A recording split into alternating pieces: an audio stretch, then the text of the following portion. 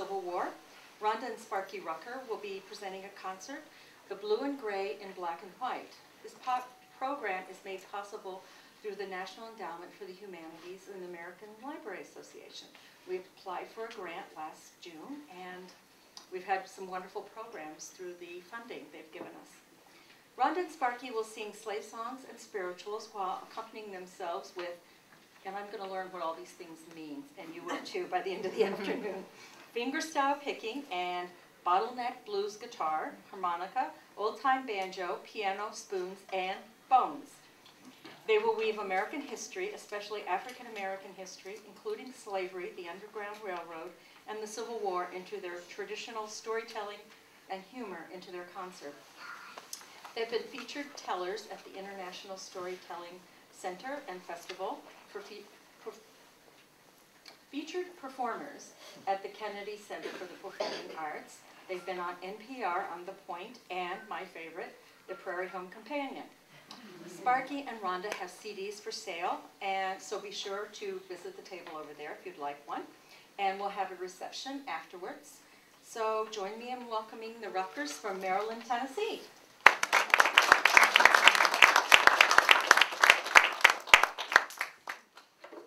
Thank you so much. That's Maryville. What did I say, Maryland? Maryland. I knew I would. That's right. That's why I wrote it out. Except you can't call it Maryville, you have to say Merle. Sort of like Merle. You got to swap look. That's right. That's right. That's where I grew up. That's right. Yeah, she's certainly wonderful to have people show up. I was thinking we were going to play the chairs today. It's raining. You know, in 1619, it's when the first slave ships touched these teeming shores, bringing human cargo. And a nation founded on freedom, yet and still by the end of the Civil War, there were over 4 million Africans enslaved. This dichotomy drove this nation to a civil war when it was only 80-some odd years old. And it was a war in which, when you count up both the civilian and the soldiers, we lost close to 1 million Americans. A nation of 20 million, and 1 million died that this nation might live.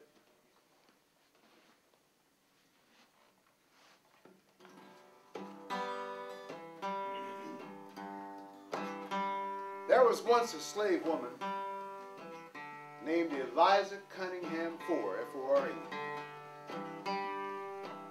When she was about 11 years old, she and her mother were taken to Williamsburg, Virginia,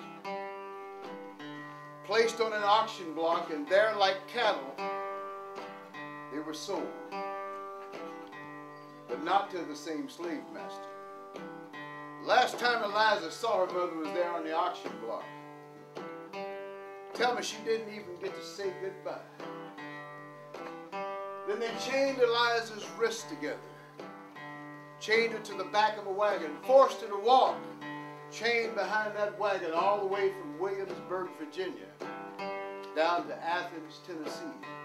A distance of about 600 miles by today's roads. Now, unlike the over 75,000 who successfully escaped slavery on the Underground Railroad, Eliza didn't see freedom until the year of Jubilo, 1865.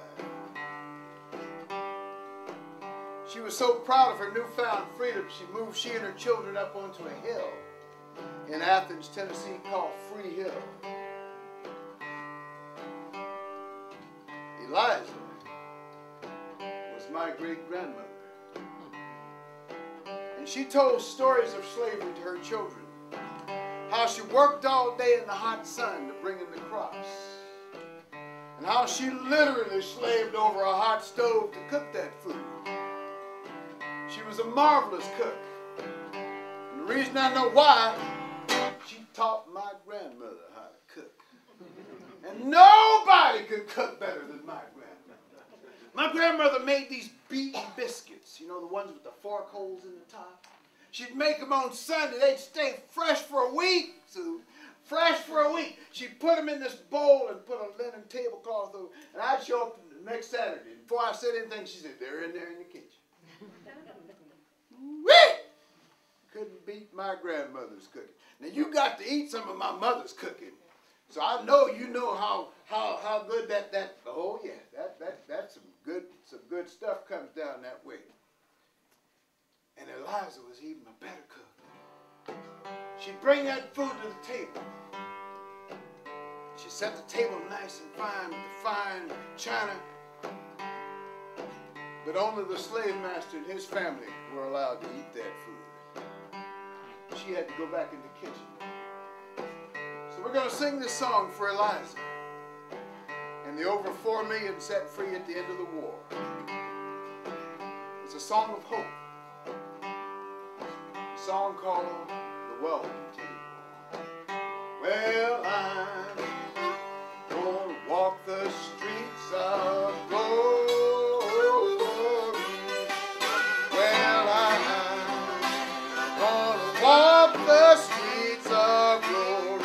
Some of these days, hallelujah, I'm gonna walk the streets of glory. Gonna walk the streets of glory some of these days. Well, I'm gonna sit at welcome table. Well, I'm gonna sit at the welcome table some of these days. Hallelujah. I'm gonna sit at the welcome table. Gonna sit at the welcome table some of these days. Rhonda!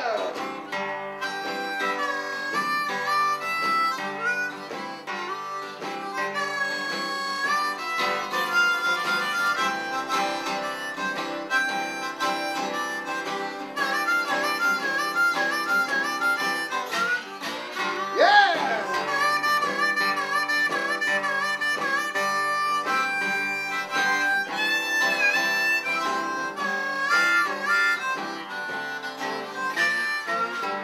On the record, ladies and gentlemen. Well, God's gonna set this world on fire. Well, God's gonna set this world on fire. Some of these days, hallelujah, God gonna set this world on fire. Gonna set this world on fire some of these days. Welcome table, sing it with me. I'm gonna sit at the welcome table. I can't hear you, children. I'm gonna sit at the welcome table some of these days. Hallelujah. I'm gonna sit at the welcome table. Gonna sit at the welcome table some of these days.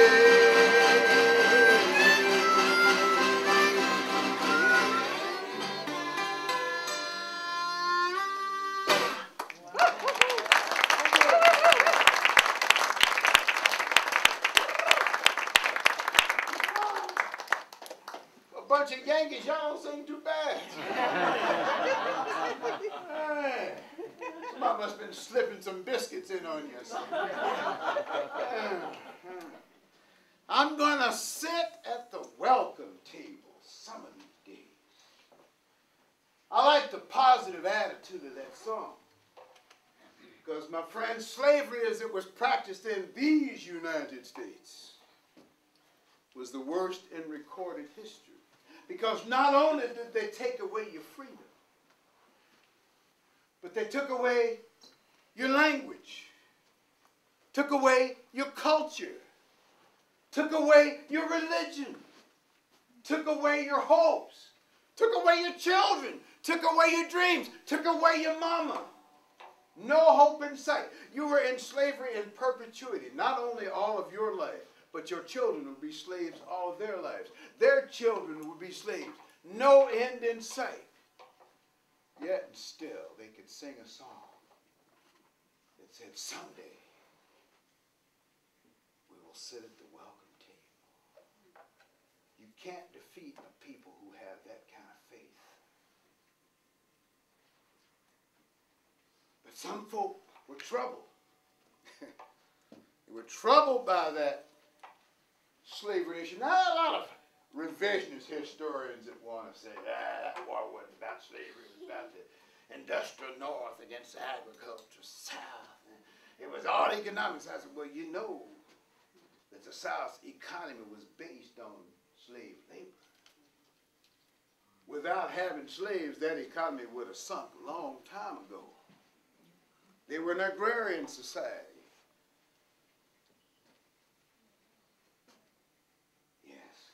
That's why, as I was telling this gentleman earlier, that's why a moderate like Lincoln scared the hell out of him. Seward, became Secretary of State. Salmon Portland Chase, who was later, after being the Secretary of the Treasury, he was maneuvered into becoming the Supreme Court Justice. They were talking about, oh yeah, let's have it.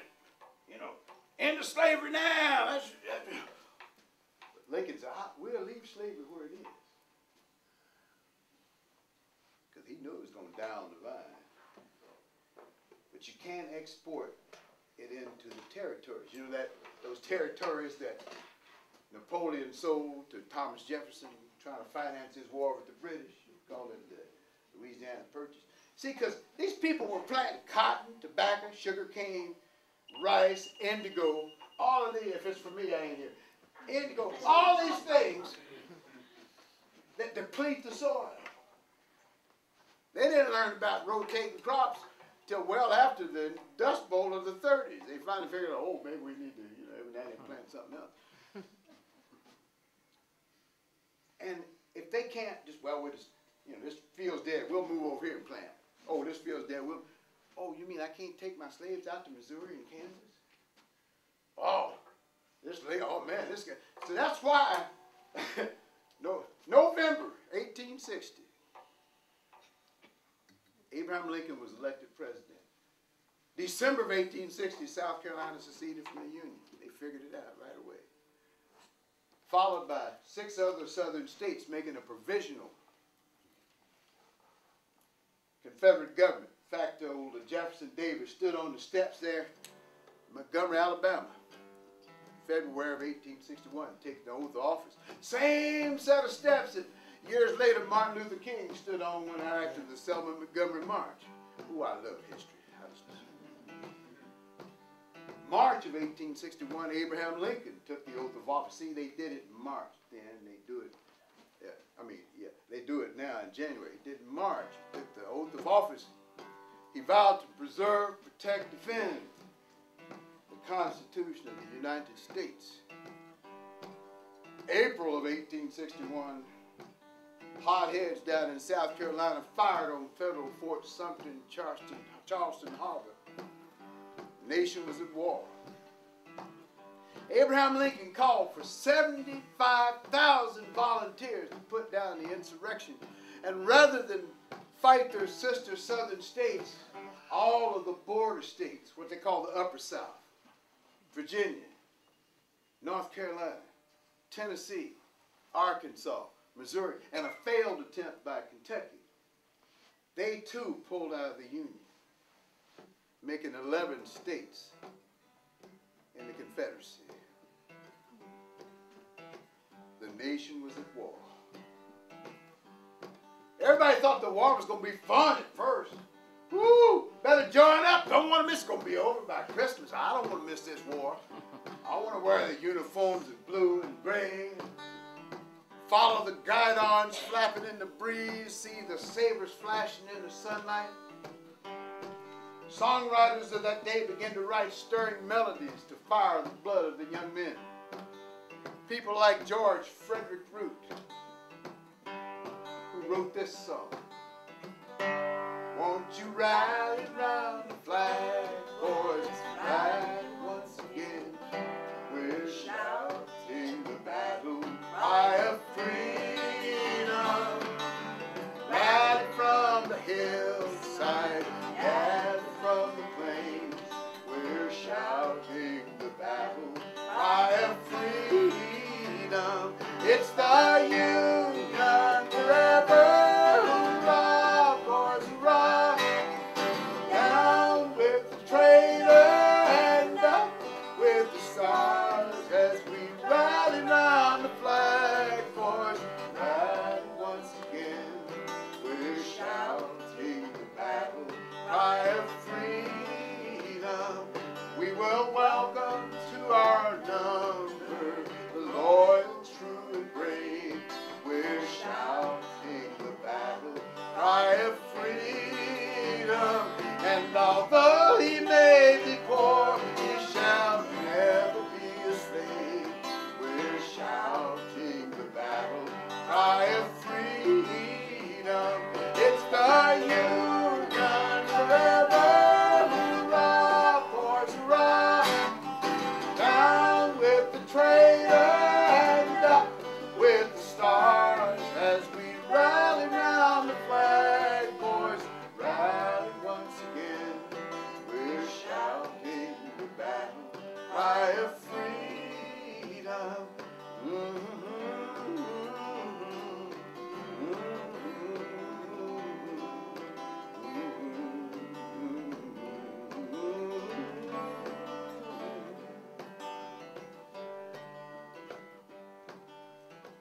But the reality of war is young men die. Old men start the wars. Young men die in them. And they don't die beautiful like they do in the movies where they get shot and they stand up and give a heroic speech before they cross over to the promised land. Take my Bible to my mother.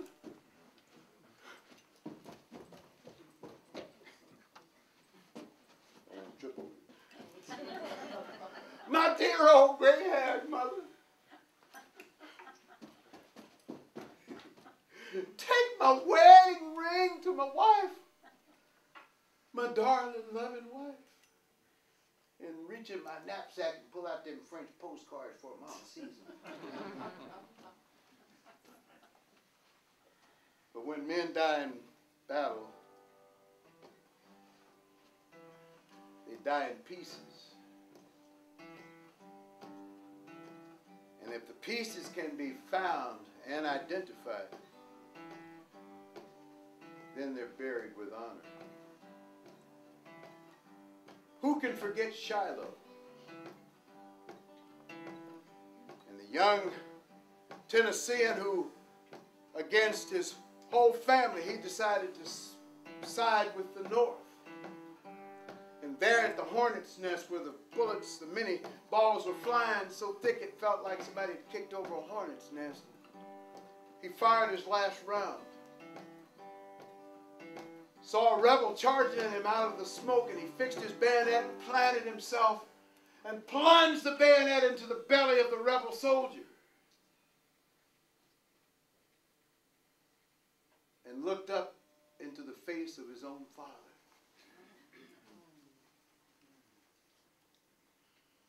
But such is the battle when brother fights brother. Who can forget Fredericksburg? And the gallant charge of the Irish Brigade under Brigadier General Thomas Marr as they crossed the Rappahannock River into the teeth of Longstreet's Confederate cannon entrenched upon Marie's Heights. Wave after wave of gallant Irish soldiers came and they were mown down like new wheat. Yet so gallant was their charge that the Confederates in Longstreet's line cheered them on, even as they slaughtered them. But such is the battle when brother fights brother. They know the same songs in the Civil War. It's your brother, it's your cousin, it's your neighbor. You pray to the same God for the same victory. And God cannot answer both.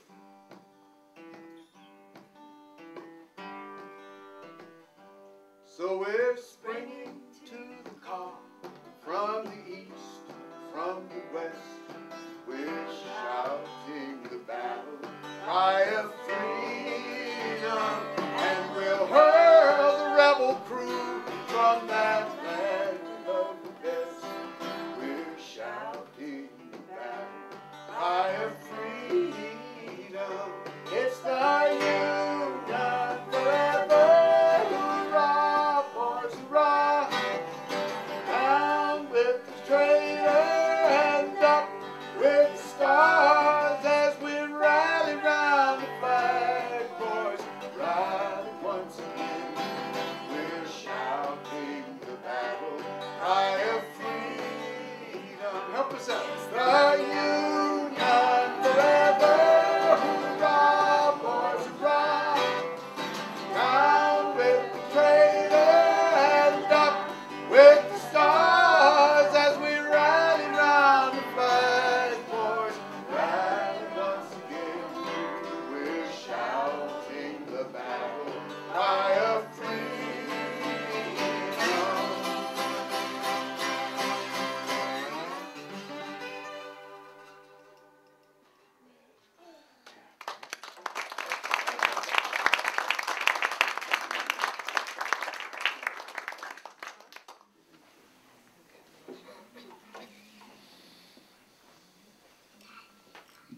I'm not sure about the Yeah. volume of these. All right, well, we'll see. Yeah, we didn't do a sound check. February of 1862, Nashville, Tennessee. The Great Panic. That's what they called it, and they had a good reason, too, because Fort Donelson, which was north of Nashville, almost to the Kentucky border, had just fallen to the Union Army. So the Union Army was marching southward toward Nashville, and the people in Nashville knew this, but they didn't know when the army was going to get there. They didn't know what day, they didn't know what hour, they didn't know what minute. Ah, the Yankees are coming, the Yankees are coming. That's what it was like in Nashville. It really was a great panic. Chaos, bedlam ensued. I mean, riots broke out. People would walk up to the commissary store with a gun, give me that side of beef, you know? I mean, it was just chaos throughout the whole city. There was a huge exodus from the city. People getting out of town any way they could. The trains were packed. People were even riding on tops of the trains, trying to get out of town as quickly as they could. Even the governor of Tennessee fled. Isham Harris. Now the mayor stayed behind to kind of help people. Isn't that a kind of a statement on society?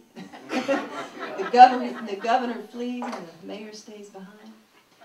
But yeah, the governor got out of town. Now during this time, my great-great-grandfather, William Tedford, he eventually became a lieutenant colonel in the Civil War, but he happened to be in Nashville during the Great Panic. Now he was actually stationed in Cumberland Gap, but he was on furlough. And he said to himself, I believe I'll go to Nashville. Now what would make him say a fool thing like that?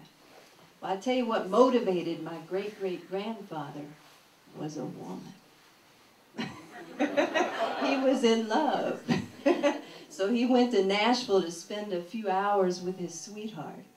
So he was there, you know, trying to spend some time with his sweetheart. In the meantime, the rebels in Nashville burned a couple of bridges that led out of town.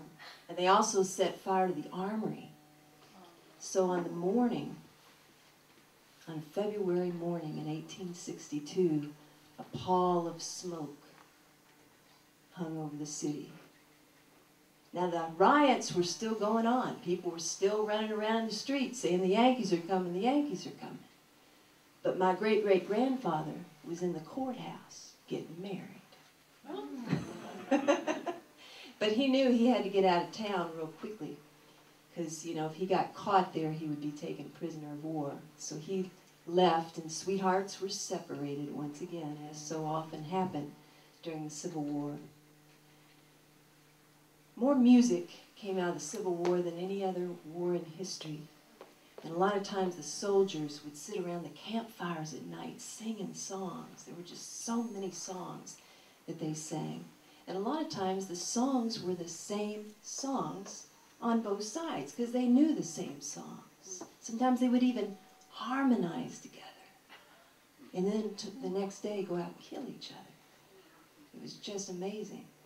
But sometimes the soldiers would sing songs and they would get homesick. And they would desert. They'd leave.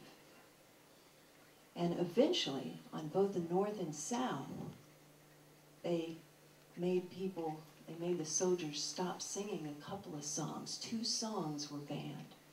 One was Home Sweet Home. And another one was a real popular love song that was written by a preacher. It was just a popular song during the Civil War, and it was called Lorena.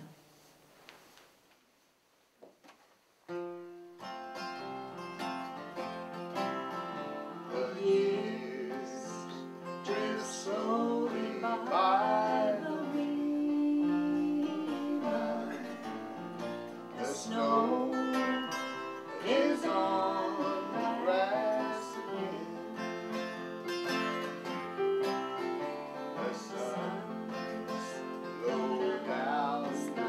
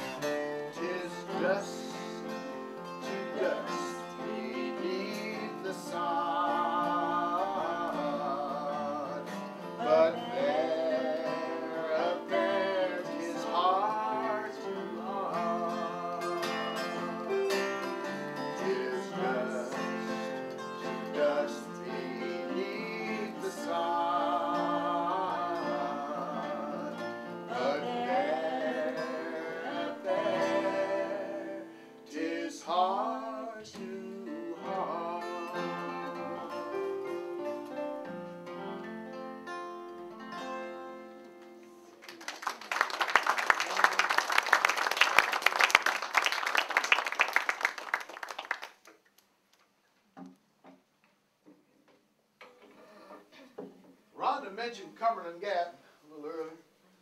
Cumberland Gap was the major route between Kentucky and Tennessee, way before I-75 was put in there.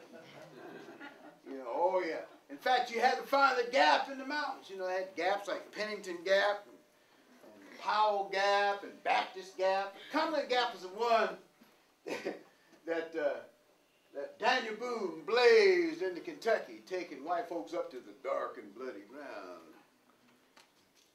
In fact, they said that the pass was discovered by Doc Walker, an English chap. I guess the Cherokee just didn't know it was there. You know. Oh, yes. You know, when the war first started, they gave the Western theater of the war, the South did. You know, I like that. They divide the war up into the Eastern theater and the Western theater, kind of like it's a multiplex. I think I'll go to the Western theater and see Brad Pitt in this new movie, you know. But the Eastern theater was mostly Virginia. Western theater was everything on the other side of the Blue Ridge Mountains that went all the way out to California, because there were actually skirmishes of whatnot happened way out yonder. And they put in charge of the Western Theater a guy named Albert Sidney Johnston until he got himself wounded and bled out there at Shiloh. But he said, well, I've got all this territory to defend. You know, all Mason-Dixon line got to defend this thing, but maybe I better just find some key places to defend. So one was over there right on the Mississippi River, up around island number 10, where he placed some folk there under Bishop Polk. He was an Episcopal bishop. Got his head blowed off there down about a Chickamauga. Ooh, isn't this great visual stuff? Put him in charge there, you know, and of course it was there around a place called Bentonville that Ulysses Grant got first noticed at the Battle of Bentonville.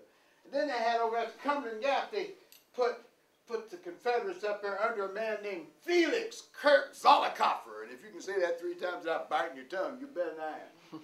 Felix Kirk Zollicoffer was a newspaper editor who had Coke bottle glasses.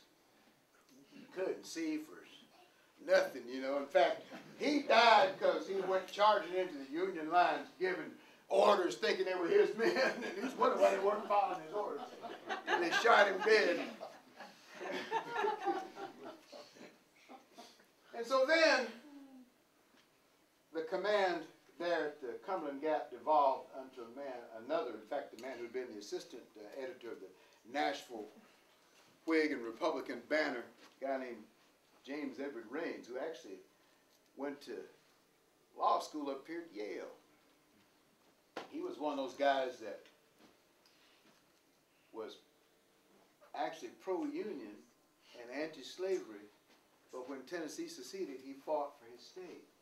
Because, see, people identified more with their states than they did as a nation. In fact, it was the Civil War that forged us into a nation. A lot of people don't seem to understand that.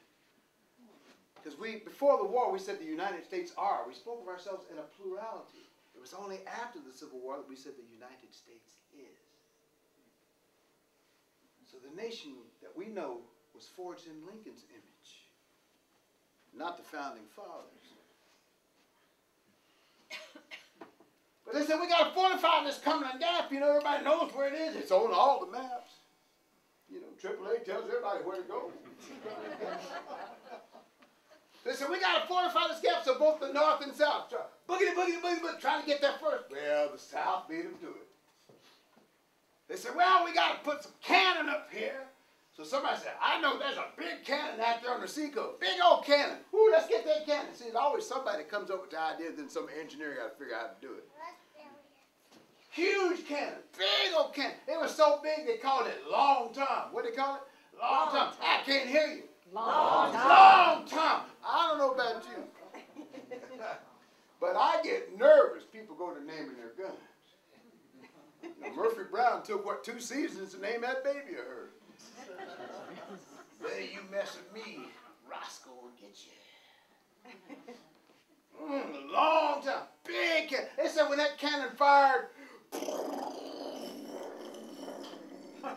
echo, echo, echo throughout the valley. Woo-wee! Long Tom's up there giving them Yankees what for? They said it took 2,000 men and 400 mules to haul that thing up on top of that mountain. A place called Pinnacle Rock, right up on top of the mountain. From Pinnacle Rock, you can see Kentucky, Virginia, Tennessee, and on a clear day with some binoculars, you can see North Carolina. Pinnacle Rock up there. But there is a problem with having a cannon that big. Because I don't care who you are. You can be rocky, but every now and then you're going to get wet. What did Pat Garrett tell Billy the Kid? Billy, you're fast, but there's always somebody who's just a little bit. See, on any given Sunday, any NFL team can whip it. You know what I'm saying? I mean, like, you know, Boston actually won the World Series. Remember that when that happened, you know? And Chicago's still waiting, but hey, you know. But anyway, I don't care who you are. You got an entrenched position, but sometimes you're going to get run out of that position. Cumberland Gap switched sides many times. But the problem with when you decide, whoa, here they come, we got to run. But when you run, you can't take Long Tom with you when you run. Because when you run, you got to leave Long Tom. But the problem with leaving Long Tom is that the person who ran you out of that position, they'll be running up behind you and you go,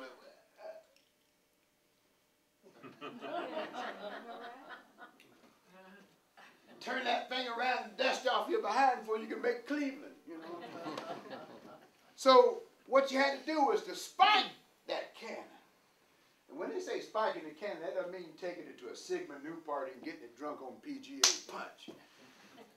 What they mean was, you know, see a cannon. Let me explainify cannons. Explainify the how come. Explainify cannons. A cannon is basically a tube with one end closed off. And then on the open end, you pack whatever combustible you got, you know, black powder, whatever. Then you put on top of that whatever you plan to fire at the enemy, you know, a cannonball, or toward the end of the war, they were chopping up rails, putting down there, you know, maybe Mary Todd Lincoln, you know, something dangerous, you know. And then there's a hole in the breech of the cannon in which you could place a percussion cap or put a fuse or just touch it with the torch there and set fire to that combustible. And oh, law of physics, you know, it's got to blow up there. Well, it can't go this way, it can't go this way. So the only way it can go is that open end. And that's what forces the cannonball to be projected. So in order to make that cannon inoperative, you take a spike and drive it down through that hole. And that's why they called it spike. They literally were driving a spike into that touch hole. Now, one other thing I got to tell you now. The Confederates in that area by this time had a commanding general named Braxton Bragg. Isn't that a great name? Braxton Bragg. Woo, this just sounds like a General Bragg. I mean, General Percival McGillicuddy, you know. General Bragg, you know. But General Bragg had a problem. He had reflux. Same thing, Napoleon had that problem too. And so did Stonewall Jackson. And they didn't have a purple pill back in the day. So the whole time he's fighting the war, he goes, oh. So needless to say, the man had an attitude most of the time. In fact, they say that Bragg executed more men from Kentucky and Tennessee than the Yankees killed. And it turns out it's because his wife didn't like people from Tennessee and Kentucky. And men, you know, if your wife doesn't like somebody, you better not like them. Because you got to sleep sometimes. So Bragg, oh, I found I'm kin to him too, ain't I? Why can't I be kin to somebody, you know, some Union guy, you know? I'm kin to both Braxton Bragg and Robert E. Lee, and if you listen close, you hear them both rolling over right now. But Braxton Bragg, he had attitude. Back during the war with Mexico, some folks, it's according to which side you know, the war we tried to steal Mexico. That was the war that Lincoln voted against when he was in Congress, by the way. He's one of the few people in Congress who voted against that war. But during the war with Mexico, when everybody was on the same side, where they were training to be in the Civil War, Braxton Bragg was the company commander of some troops. Now, back in those days, a company was ostensibly 100 men. But he was also regimental quartermaster. Now, the quartermaster is a person that gets you supplies. You know, quartermaster, we need some blankets. Quartermaster gets you blankets. Quartermaster, we need some bullets. Quartermaster gets you bullets. Now, it being the Army, Braxton Bragg had to write out a requisition when he wanted stuff for his company that he would give to himself as quartermaster. Which, you know, like I'm saying, I understand, it's the Army. You got, you know. And they found these letters that he wrote to himself, company commander to himself, as quartermaster, requesting supplies. But there are also letters he wrote back to himself, quartermaster to himself as company commander, denying himself the supplies. Well, maybe I changed my mind. He requests some more. Dear Bragg, no, I told you no first time. This went back, this is a true story, went back and forth so many times he was in a quandary. He went to his colonel, Colonel, help me out here. Colonel's looking at him.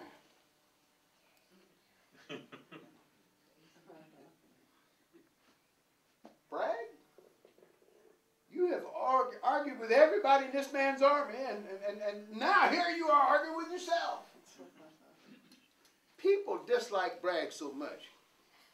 Somebody tried to kill him. You know, back during the Vietnam War, they used to do things when they had some of them 90-day wonders that was going to get everybody killed. They do what they call fragging them with a fragmentation. You know what I'm talking about. We were discussing it. Fragmentation with them, well, fragging, you know. Oh, no, I was the enemy through that grenade, you know. That saved everybody else in the company. Well, back in those days, a grenade looked like about a small bowling ball that had a wick in it. In fact, the symbol for a grenadier was this thing with a wick coming off of it and flames coming off of it. Like in, remember Spy versus Spy? You know, yeah, those guys always trying to blow each other up. You know, those anarchists with the bombs.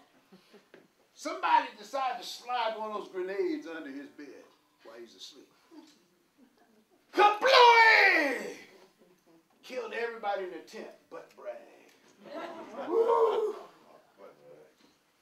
just wanted you to know the kind of man old Bragg was. Anyway, when Rhonda told you about Lieutenant Colonel William R. Tedford, 11th Tennessee Confederate,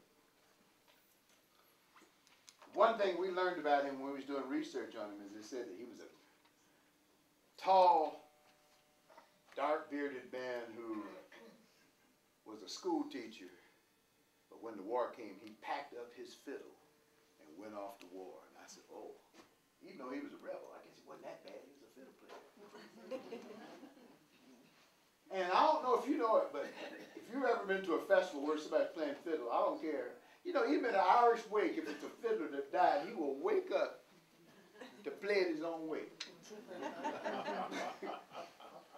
And this song was written up at Cumberland Gap, and we figured Rhonda's ancestor must have had something to do with it because there weren't that many people stationed up there at Cumberland Gap. Rhonda's going to play this instrument on there. It's an old kind of I'm going to instrument. play the bones on this. People would use rib Pay bones. attention now. You said you wanted it? Take notes. We won't be questioned after.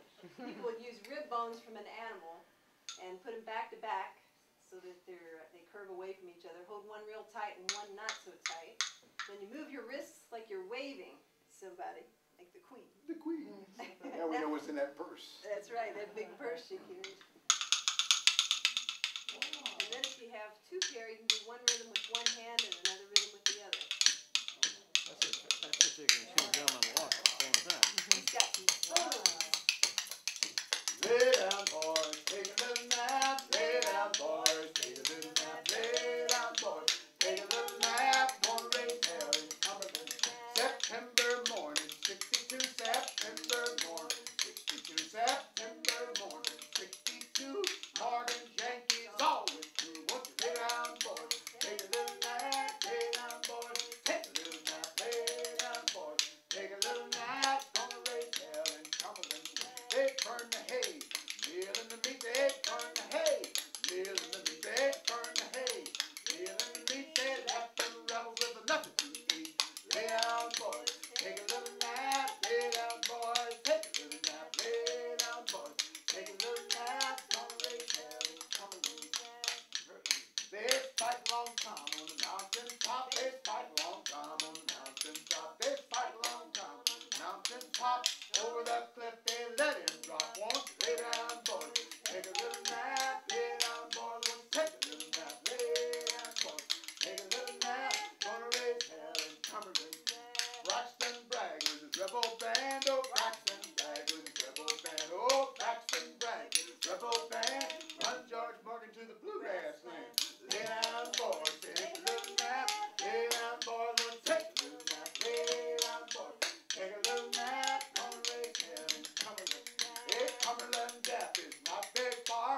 Cumberland Gap is not very far. Cumberland Gap is not very far. Just a little piece from Middlesboro. Won't you lay down, boys? Take a little nap. Lay down, boys. Won't you take a little nap? Lay down, boys. Take a little nap. Gonna raise hell in Cumberland Gap. Cumberland Gap. Cumberland Gap. Gonna raise hell in Cumberland Gap. Cumberland Gap. Cumberland Gap. Yeah! Gonna raise hell in Cumberland Gap.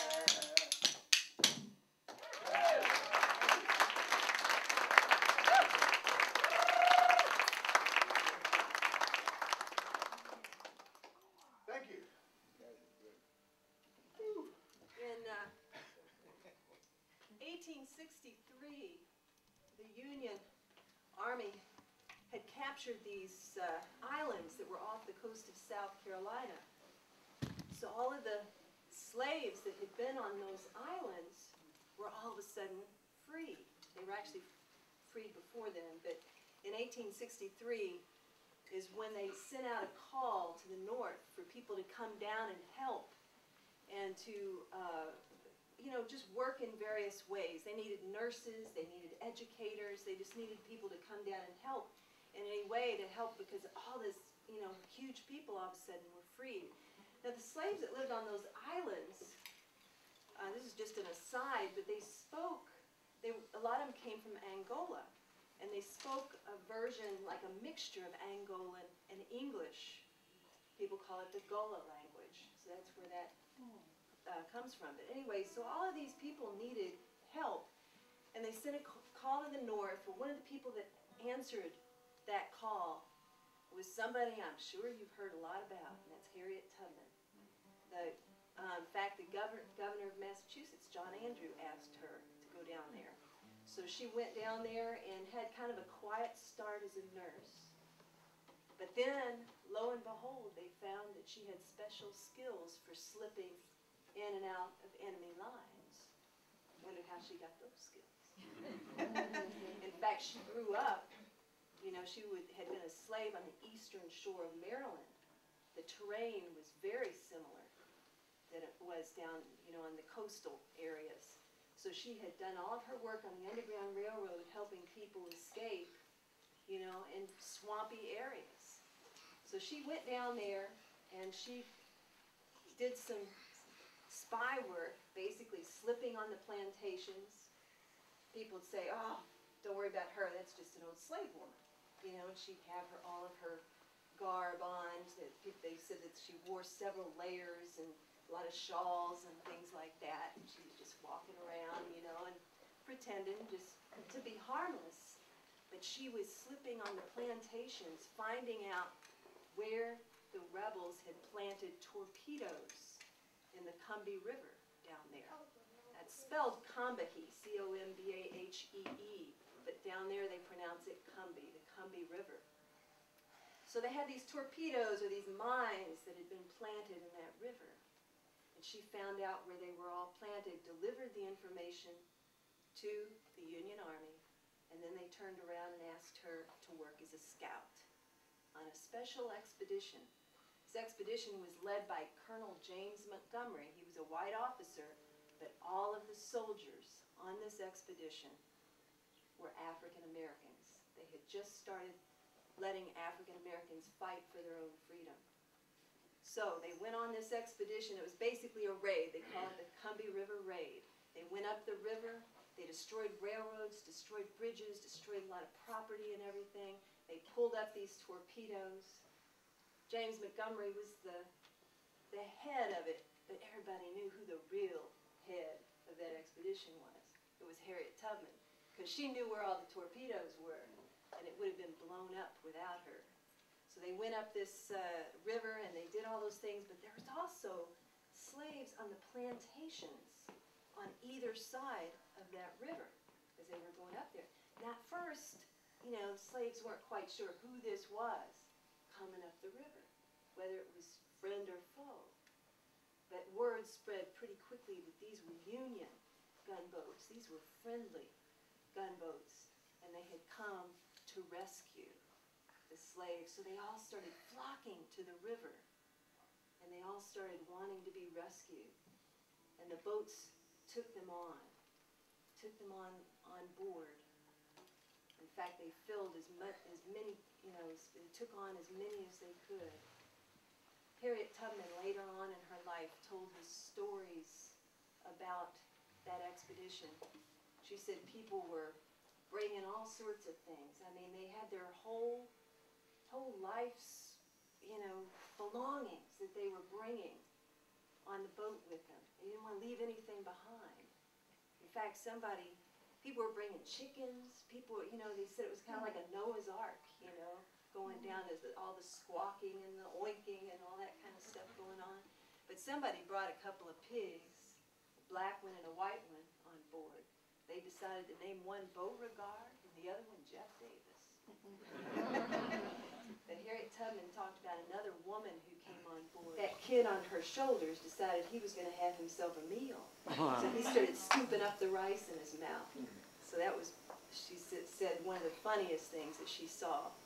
And but people were wading in the water trying to get onto the boat, trying to be rescued.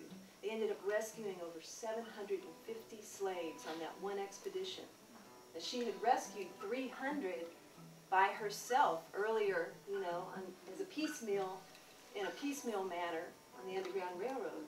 But 750 on that one expedition were rescued.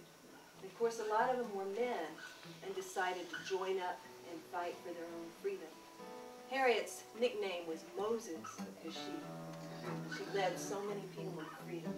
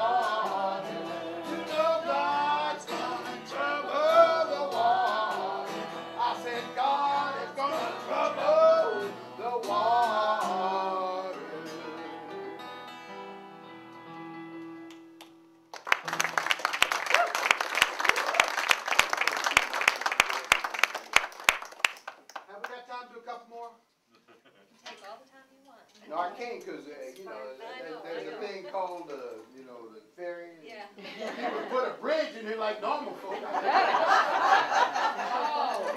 I could have brought all my stuff, you know.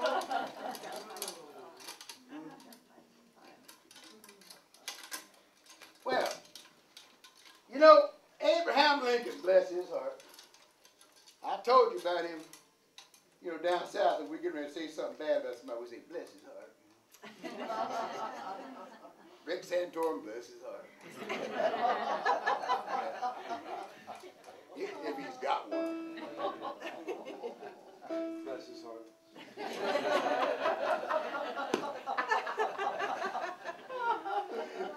But anyway, you know, I told you Abraham Lincoln was elected in November of 1860. War went from 1861 to 1865. Now, we elect the president every 4 years, so when did he come up for re-election? 1864. Lord have mercy. You know, it's hard enough getting elected in peacetime. War, and you're losing the war. You know, the thing is, the South had the best trained soldiers because it was an end thing to send your youngin to West Point, to Virginia Military Academy there, VMI, Virginia Military Institute there in Lexington, Virginia, or down to Citadel in Charleston, or Oak Ridge Military Academy. In fact, I've got pins from a couple of those places because we've done our show down there. And they were the best trained, but they were being trained in Napoleon's tactics. And now we're in what they call the Industrial Revolution, and the tactics and the weapons have far outstripped anything Napoleon ever thought of. So that was one of the differences in the war. Now, Lincoln had mostly political generals. People say, well, Abe, I give you 8,000 men, but you got to make me a general. He'd had it up to here with his McClellan's. Oh, boy, he had to deal with McClellan several times. See, most people know about the fact that he had him as general twice, and he ran against him in 1864. But during the time he was a prairie lawyer, he'd worked for McClellan. A lot of people don't know this story. He'd worked for McClellan for the Illinois Central Railroad. Won all their cases for him, and then they tried to stiff him. So Lincoln sued him and won. And McClellan didn't like him even back those days. So that was a rivalry that was going on a long time. I love this stuff. This is like, you know, history nerd stuff. You know, I like this stuff. But you know, after, you know, at the end of the world, ain't gonna be nothing left but nerds and kudzu and cockroaches. Yeah. All the stuff that's gonna hang in there. But anyway. But the thing is that Lincoln, poor thing, you know, and he's losing and losing and losing.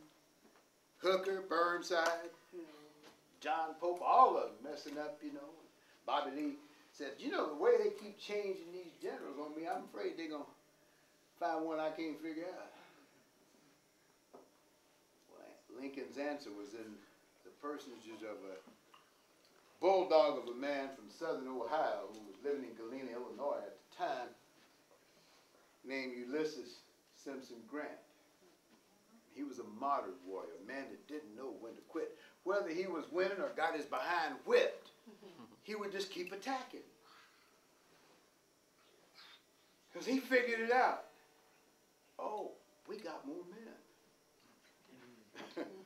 We got more men. He would just keep feeding them into the thing, whether he won or lost. More men. In fact, like after the Battle of Cold Harbor, Mary Todd Lincoln said, Grant's a butcher. But the butcher was winning that war. And he brought with him a couple of other modern warriors, a banded-leg bantam rooster of a man named Phil Sheridan that he put in charge of his cavalry. That cavalry marched through the Shenandoah Valley, burning everything they could find. He said, I want a crow flying over that territory to have to bring its own provender. Oh, total war. You know, at the start of the war, they were still exchanging prisoners. You would capture a captain and he would sign his parole and say, I will not fight again until somebody of equal rank is exchanged for me. They were fighting that war like knights in shining armor. Grant said, hey, we got more men. Why are you giving them back men? We got places. We can stack them up here, We got places to put them. He had another modern general he brought with him, too. Another gentleman from Ohio. A red-headed, taciturn man named after Shawnee war chieftain. William Tecumseh Sherman. Abraham Lincoln, he was worried about how this war was going on, for a man who didn't have much military experience, except for the Black Hawk War, which is more like they, went up there and turned around and came back home again. He would hang out at the telegraph office. In fact, he was there so much, they put up a cot for him to sleep in. Because every time there was a battle going on, Lincoln was sleeping down there. Because, there was no CNN. No Wolf Blitzer to tell him what was going on. And here it is, October of 1864, just before the election. I need some good news.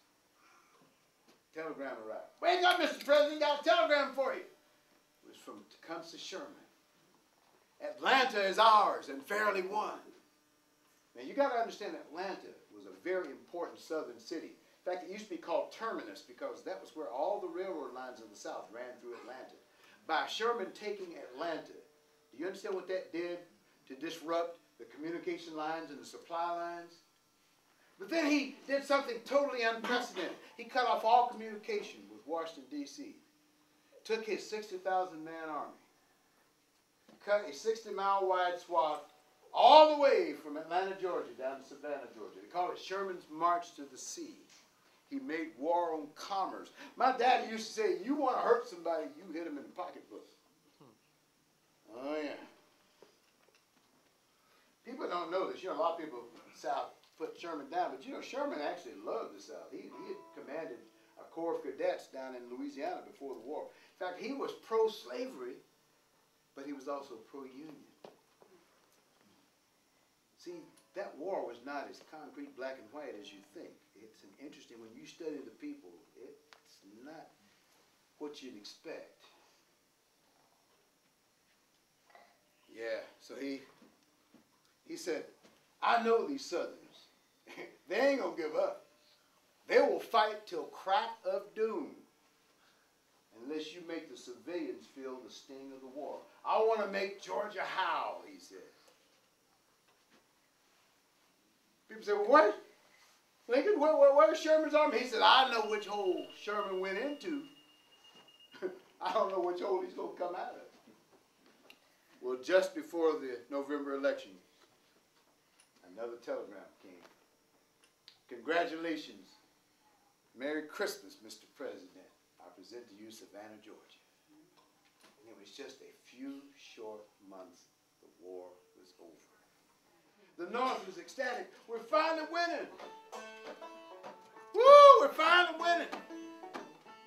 There was a songwriter from Connecticut named Henry Clay Worth.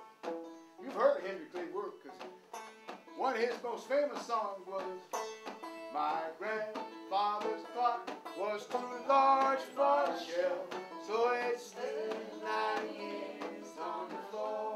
Oh, shucks, every time we did a concert, people would light cigarette lighters. Do grandfather's clock, do grandfather's clock. Come on, Louie, Stairway to Heaven, And it got to be Vita. He said, I am really tired of that song. I need another song. Well, after Sherman's March to the Sea, he had another song. I want you to help me with this song. Mostly when I've been saying singing, you're looking at me like a bunch of Unitarians. Like you're well, we need to read one verse ahead to make sure we agree with the lyrics. No, but you got singing now. Every time I say hoorah, you say hoorah. You can do that. Hoorah, hoorah, hoorah, hoorah. We'll bring Jubilee. Hoorah, hoorah, hoorah. The flag that makes you free. So we'll sing the chorus from Atlanta to the sea.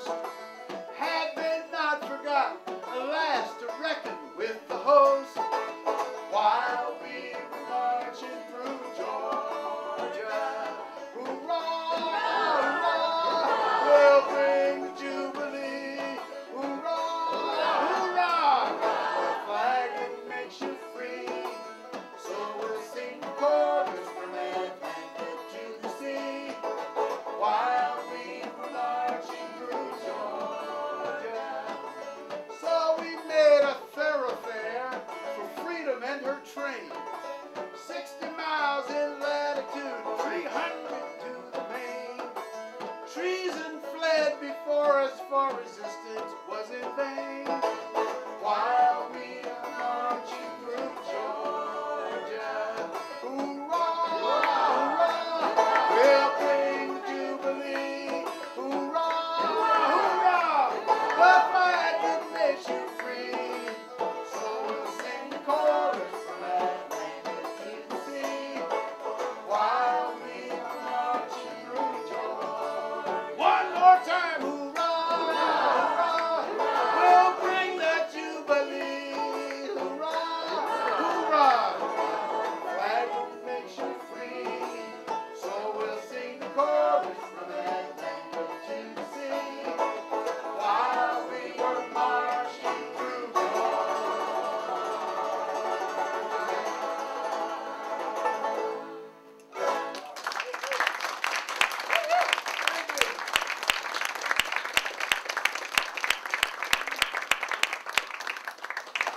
Rhonda and I were wondering how far south we could get away with singing that song. And I'm proud to say we sang it at the Citadel at the Corps of Cadets and had them singing along, you know. So there's hope. Well,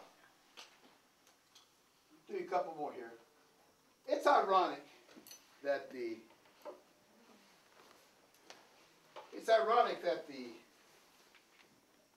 oh, wrong step. Thank you. I'm glad somebody's paying attention. Tell you that. It's ironic that the battle anthem for the South was written by a Northerner. Some folks say the song was written by Daniel Decatur Emmett, who's best known for Old Dan Tucker. But recent scholarship has pointed out that the song was written by two African-American minstrel performers named Benjamin and Louis Snowden. They lived about 15 miles from Dan Emmett. Dan Emmett was a youngin' that would come and sit on their porch and learn songs.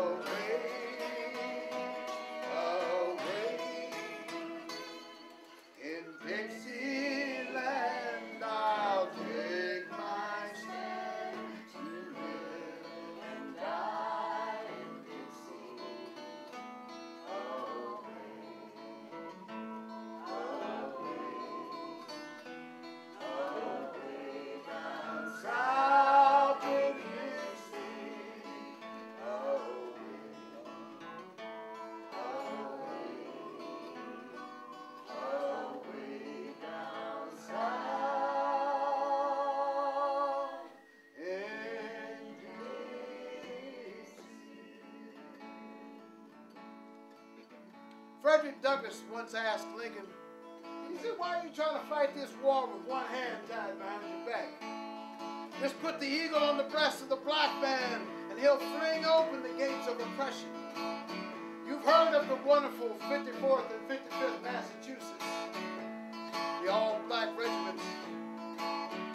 Rhonda told you about the 2nd South Carolina. But who can forget the wonderful 1st of Arkansas? We're the bloody soldiers of the 1st of Arkansas. We're fighting for the Union, we are fighting for the law. We can hit a rebel further than a white man ever saw. As we go marching on, singing glory, glory, hallelujah. Glory, glory, hallelujah. Glory, glory, hallelujah.